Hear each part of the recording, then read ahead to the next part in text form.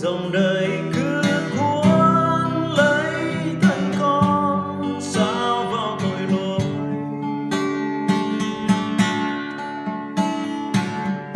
Bóng tôi với quanh con che lấp đi ánh sáng, đừng có đi. Xin thần linh ngài cho con thêm đức tin, Chúa ơi.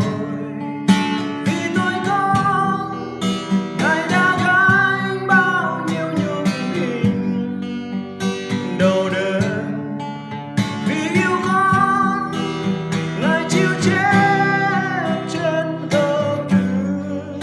Vì tội lỗi tại vô tha dòng nước bao Chúa tuôn tràn.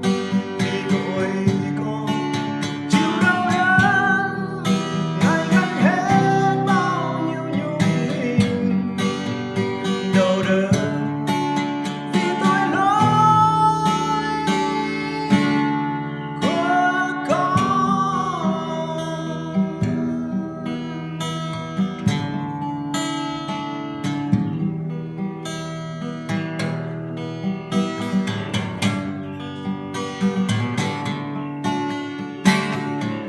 Trần gian tăm tối,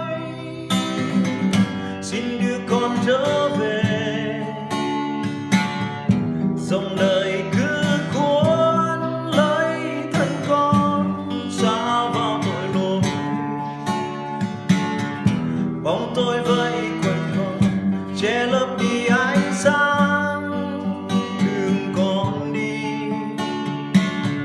Xin thần linh ngài cho con thêm đức